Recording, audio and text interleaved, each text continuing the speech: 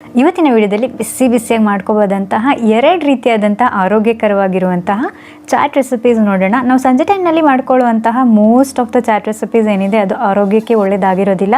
ಎಣ್ಣೆಯಲ್ಲಿ ಫ್ರೈ ಮಾಡ್ತೀವಿ ತುಂಬ ರೆಸಿಪೀಸ್ ಅದಕ್ಕಾಗಿ. ಬಟ್ ಆ ರೀತಿಯಾದಂಥ ಚಾಟ್ ರೆಸಿಪೀಸ್ಗೆ ಹೋಲಿಸ್ಕೊಂಡ್ರೆ ನಾವು ಇವತ್ತು ನೋಡ್ತಾ ಇರುವಂತಹ 2 ಚಾಟ್ ರೆಸಿಪೀಸ್ ಏನಿದೆ ತುಂಬಾ ಆರೋಗ್ಯಕರವಾಗಿದೆ ಮತ್ತು ತುಂಬಾ ಸಿಂಪಲ್ ಆಗಿದೆ ಕೂಡ.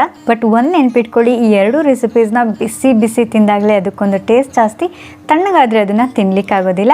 ಸೊ ಫಟಾಫಟ್ ಅಂತ ವಿಡಿಯೋ ನೋಡ್ಕೊಂಡು ಬರೋಣ ಬನ್ನಿ. ಮೊದಲಿಗೆ ಸ್ವಲ್ಪ ಬಿಸಿ ನೀರಿನಲ್ಲಿ ಅರ್ಧ ಕಪ್ನಷ್ಟು ಕಡಲೆಕಾಳನ್ನ ನೆನೆಸಿಡ್ಕೋತಾ ಇದ್ದೀನಿ. ಬೇಗ ನೆನಿಲಿ ಅಂತ ಮಾತ್ರ ಬಿಸಿನೀರು ಹಾಕ್ಕೊಂಡಿದ್ದೀನಿ. ಒಂದು ರಾತ್ರಿ ನೆನೆಸಿಡೋದಿದ್ರೆ ತಣ್ಣೀರಲ್ಲಿ ಹಾಕ್ಕೊಳ್ಳಿ. ಮತ್ತು 2 ಚಿಟಿಕೆಯಷ್ಟು ಅಡುಗೆ ಸೋಡಾ ಹಾಕ್ಕೊಂಡು ಒಮ್ಮೆ ಮಿಕ್ಸ್ ಮಾಡ್ಕೊಂಡಿದ್ದೀನಿ.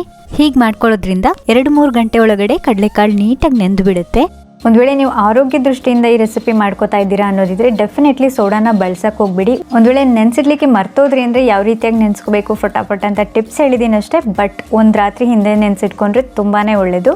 ಇವಾಗ ಈ ಕಡಲೆಕಾಳು 3 ಗಂಟೆ ಚಂದ ನೆಂದಿದೆ. ಇದನ್ನ ಕುಕ್ಕರ್ಗೆ ಹಾಕ್ಕೊಂಡು ಕಾಳು ಮುಳುಗೋವರೆಗೂ ನೀರು ಹಾಕ್ಕೊಂಡು ಸ್ವಲ್ಪ ಉಪ್ಪು ಹಾಕೊಂಡು ಒಂದು 3-4 ವಿಸಲ್ ಬರೋವರೆಗೂ ಇದನ್ನ ಬೇಯಿಸ್ಕೊತಾ ಇದ್ದೀನಿ. ಕಾಳು ಬೆಂದ ನಂತರ ಒಂದು ಬೌಲ್ನಲ್ಲಿ ಅರ್ಧ ಈರುಳ್ಳಿನ ಸಣ್ಣ ಕಟ್ ಮಾಡಿ ಹಾಕೊಂಡಿದ್ದೀನಿ. ಅರ್ಧ ಕ್ಯಾರೆಟ್ನ ತುರ್ದ್ಬಿಟ್ಟು ಹಾಕೊಂಡಿದ್ದೀನಿ. ಕಾಲ್ ಭಾಗದಷ್ಟು ಟೊಮ್ಯಾಟೊ ಸಣ್ಣ ಕಟ್ ಮಾಡಿ ಹಾಕೊಂಡಿದ್ದೀನಿ. ಒಂದು 2 ಎಲೆಯಷ್ಟು ಕರಿಬೇವಿನ ಸೊಪ್ಪನ್ನ ಕೂಡ ಕಟ್ ಮಾಡಿ ಹಾಕೊಂಡಿದ್ದೀನಿ. 2 ಚಿಟಿಕೆಯಷ್ಟು ಅರಿಶಿನ ಪುಡಿ, 1/4 ಟೀ ಸ್ಪೂನ್ ಅಷ್ಟು ಚಾಟ್ ಮಸಾಲ, ಸ್ವಲ್ಪ ಉಪ್ಪು ಹಾಕೊಂಡಿದ್ದೀನಿ. ಬೇಯಿಸ್ಬೇಕಾದ್ರೆ ಕೂಡ ಉಪ್ಪು ಹಾಕೊಂಡಿದ್ದೀವಿ, ಸೊ ಹುಷಾರಾಗಿ ಹಾಕೋಬೇಕು. ಅರ್ಧ ಚಮಚದಷ್ಟು ಅಚ್ಚ ಖಾರದ ಪುಡಿ ಹಾಕೊಂಡು ಒಮ್ಮೆ ಮಿಕ್ಸ್ ಮಾಡ್ಕೊತಾ ಇದ್ದೀನಿ.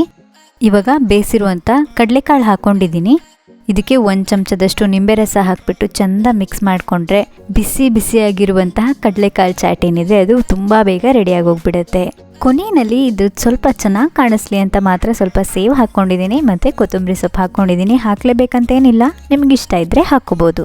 ಇದ್ರ ಟೇಸ್ಟ್ ಇನ್ನೂ ಹೆಚ್ಚು ಮಾಡಬೇಕು ಅನ್ನೋದಿದ್ರೆ ಇದ್ರ ಮೇಲೆ ಸ್ವಲ್ಪ ಗ್ರೀನ್ ಚಟ್ನಿ ಮತ್ತು ಸ್ವೀಟ್ ಚಟ್ನಿ ಹಾಕ್ಕೊಂಡು ಮಿಕ್ಸ್ ಮಾಡಿಕೊಂಡ್ರೆ ಸಕ್ಕದಾಗುತ್ತೆ. ಆ ರೆಸಿಪಿ ಲಿಂಕ್ ಕೂಡ ಕೆಳಗಡೆ ಡಿಸ್ಕ್ರಿಪ್ಷನ್ ಬಾಕ್ಸಲ್ಲಿ ಕೊಟ್ಟಿರ್ತೀನಿ, ಬೇಕಿದ್ದರೆ ಚೆಕ್ ಮಾಡಿ ನೋಡಿ. ನೆಕ್ಸ್ಟ್ ಇದೇ ರೀತಿ ಪ್ರೋಟೀನ್ ರಿಚ್ ಇರುವಂತಹ ಇನ್ನೊಂದು ಚಾಟ್ ರೆಸಿಪಿ ನೋಡೋಣ. ಇಲ್ಲಿ ಅರ್ಧ ಕಪ್ನಷ್ಟು ಕಡಲೆ ಬೀಜನ 3 ಗಂಟೆ ಮುಂಚೆನೇ ನೆನೆಸಿಟ್ಟಿದ್ದೀನಿ.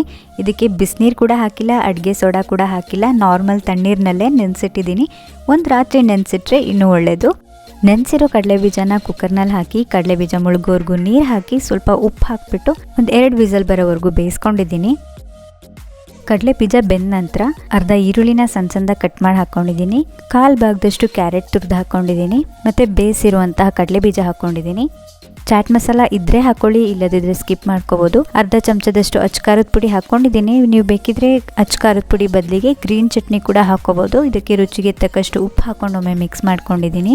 ಇದಕ್ಕೆ 1 ಚಮಚದಷ್ಟು ನಿಂಬೆ ರಸ ಹಾಕ್ಕೊಂಡು ಮಿಕ್ಸ್ ಮಾಡಿಕೊಂಡ್ರೆ ಬಿಸಿಯಾಗಿರುವಂತಹ ಕಡಲೆ ಬೀಜ ಚಾಟ್ ಕೂಡ ರೆಡಿಯಾಗಿ ಹೋಗ್ಬಿಡತ್ತೆ. ನೀವು ಇದಕ್ಕೆ ಕೂಡ ಖಾರ ಚಟ್ನಿ ಮತ್ತು ಸ್ವೀಟ್ ಚಟ್ನಿನ ಹಾಕ್ಕೊಂಡು ಮಿಕ್ಸ್ ಮಾಡ್ಕೋಬೋದು, ಸಕ್ಕದಾಗುತ್ತೆ. ಇದ್ರ ಮೇಲೆ ಸ್ವಲ್ಪ ಸೇವ್ ಮತ್ತು ಕೊತ್ತಂಬರಿ ಸೊಪ್ಪನ್ನ ಹಾಕ್ಕೊಂಡು ಸರ್ವ್ ಮಾಡ್ಕೊಂಡಿದ್ದೀನಿ.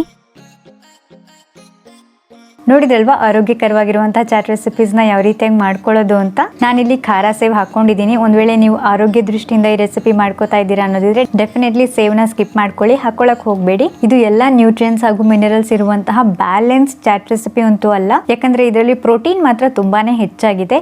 ಬಟ್ ನಾವು ಬೇರೆ ಚಾಟ್ ರೆಸಿಪೀಸ್ಗೆ ಹೋಲಿಸ್ಕೊಂಡ್ರೆ ಇದು ತುಂಬಾ ಆರೋಗ್ಯಕ್ಕೆ ಒಳ್ಳೆಯದಾಗಿದೆ. ಸೊ ಇವತ್ತಿನ ವಿಡಿಯೋ ಇಷ್ಟ ಆದರೆ ಲೈಕ್ ಮಾಡಿ, ನಿಮ್ಮ ಫ್ರೆಂಡ್ಸ್ ಫ್ಯಾಮಿಲಿ ಎಲ್ಲರಿಗೂ ಹೆಚ್ಚು ಶೇರ್ ಮಾಡಿ. ನೀವಿನ್ನೂ ನಮ್ಮ ಚಾನಲ್ಗೆ ಸಬ್ಸ್ಕ್ರೈಬ್ ಮಾಡ್ಕೊಂಡಿಲ್ಲ ಅನ್ನೋದಿದ್ರೆ ಈ ಕೂಡಲೇ ಸಬ್ಸ್ಕ್ರೈಬ್ ಮಾಡ್ಕೊಳ್ಳಿ. ನಾನು ನಿಮಗೆ ಸಿಗ್ತೀನಿ ಮತ್ತೊಂದು ವಿಡಿಯೋ ಜೊತೆ. ಅಲ್ಲಿವರೆಗೂ ಹ್ಯಾಪಿ ಕುಕಿಂಗ್.